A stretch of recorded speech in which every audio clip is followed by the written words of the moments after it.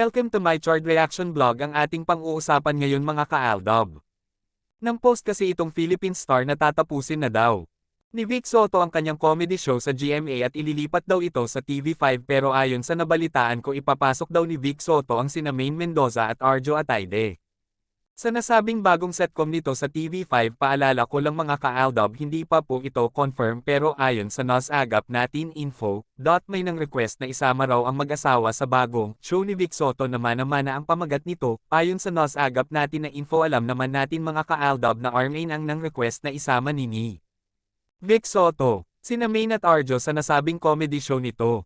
Sa TV5 ang tanong, papatok naman kaya ang bagong setcom ni Vic Soto, di ba simula nang simula?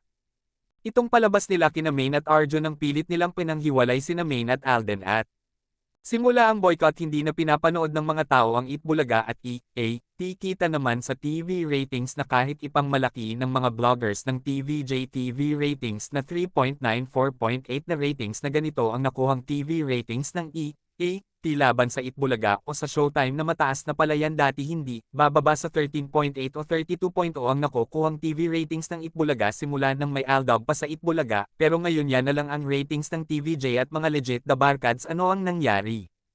Comedy show ni Vic, ililipat na sa TV5. Bye! Nits Miralles, Filipino Star ngayon.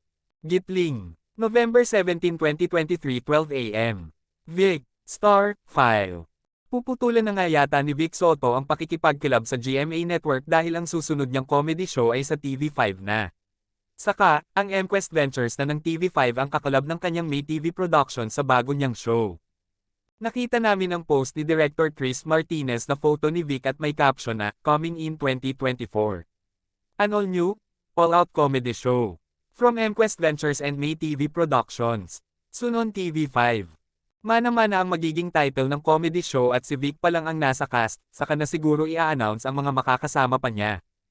May request na isama si Maine Mendoza at si Arjo Ataide sa programa para magkasama ang mag-asawa.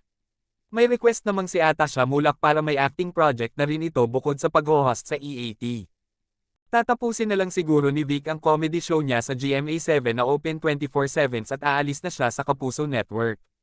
May mga kasama siya sa EAT na pwedeng isama sa comedy show gaya nina Alan Kay, Riza May, Ryan Agoncillo, Paulo Ballesteros at sina Wally Bayola at Jose Manalo. Show. Yan po muna ang ating update natin ngayong araw, at batiin ko lang ng congrats kina Alden at Julia sa movie nila. Hanggang dito na lang ang ating video natin. Don't forget to like, share and subscribe.